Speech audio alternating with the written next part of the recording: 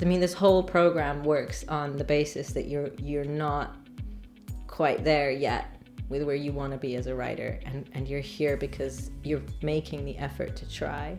So it is very scary and daunting to begin the process and look at where you are and accept that there's so many things that you have not managed to do yet as a writer that you need to want to do.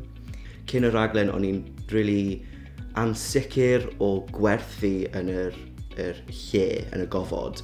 Ond wrth wneud y gweithdai a siarad â pobl sydd ar y cwrs a wneud y sesiynau mentora, fi wedi really tyfu o ran hyder fi a deall bod rhywbeth genna i ddweud sydd werth ei ddweud.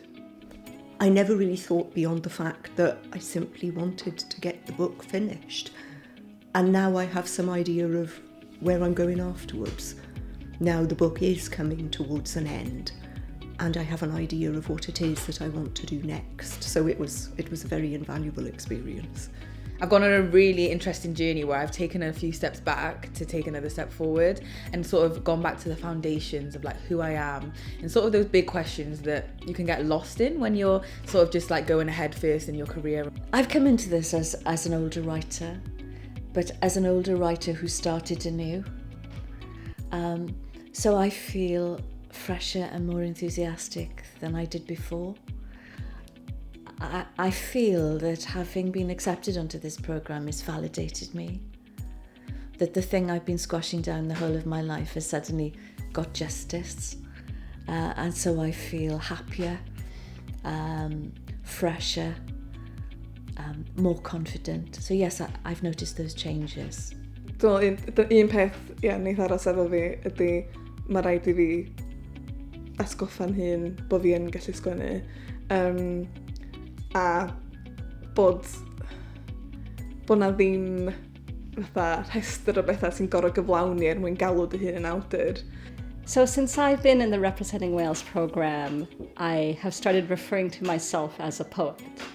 I really embrace the fact that this is who I am, that this is what I do. It's not just something that I am exploring on the side. And I can envision being able to do this for a long time. I have ambitions. Fi'n credu y prif newid sydd wedi digwydd yn sgwennu fi a sut fi'n gweithio ers wneud y rhaglen yma yw yr hyder fi wedi datblygu yn llais fy hun a crefft fy hun. I also will take with me hope that I can make it past the barriers that I've had with writing that I wasn't sure I'd be able to make it past. That in the last 12 months I have been able to pass loads of them. So I think I can keep passing them. I think that's really unique in Representing Wales is there is no upper age limit for it. And that's really recognizing that writing can happen at any stage of life. And some people have to go through a career or two and experiences before they kind of find that voice and that courage to start writing. And so I'm eternally grateful. Mae y blwyddyn yma wedi bod yn dropwynt masif I fi fel awdur. Mae wedi rhoi yr amser a'r lle I fi really canolbwyntio ar crefft, ar geiriau, ar beth sy'n bwysig pan dyn ni'n creu darn o gelf mewn unrhyw ffordd. Can I swear? It's been bloody marvellous. It's been really, really good. I don't bleep it because it sounds like I'm swearing worse than I am, but it's been absolutely marvellous.